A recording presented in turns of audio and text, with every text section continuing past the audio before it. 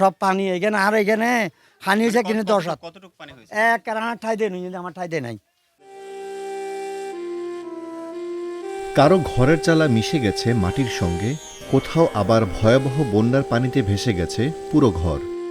মাথা গোজার শেষ আশ্রয়টুকু হারিয়ে নিঃস্ব হয়ে পড়েছে এমন অসংখ্য পরিবার।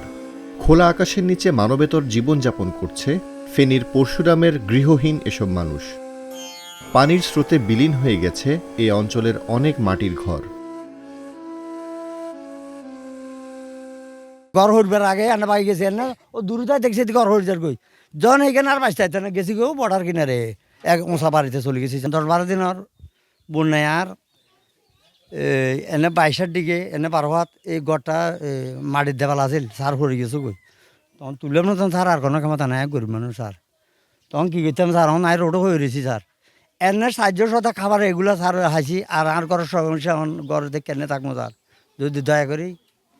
স্মরণকালের ভয়াবহ বন্যায় বিপর্যস্ত ফেনীর পরশুরাম। পানি নেমে যাওয়ার সঙ্গে সঙ্গে স্পষ্ট হয়ে উঠেছে বন্যার ক্ষতচিহ্ন। ফেনী জেলার পরশুরাম উপজেলায় এই ক্ষয়ক্ষতি একটু বেশিই হয়েছে। মাটির ঘরগুলো বিপর্যস্ত অবস্থায় যার সাক্ষ্য দিচ্ছে।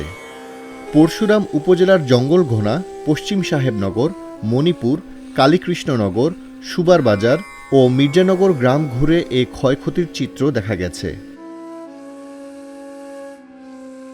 স্থানীয়রা জানাচ্ছেন এসব গ্রামের বেশিরভাগ বাড়িতে বুক সমান পানি উঠেছিল, কোথাও কোথাও এর থেকেও বেশি। পানি বাড়ার সঙ্গে সঙ্গে তারা পরিবারের সদস্যদের নিয়ে নিরাপদ আশ্রয়ে চলে গিয়েছিলেন।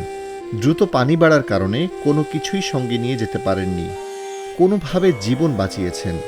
কিন্তু বন্যার পানি কমে যাওয়ায় বাড়ি ফিরেও শুরু করতে হচ্ছে বেঁচে থাকার আরেক যুদ্ধ।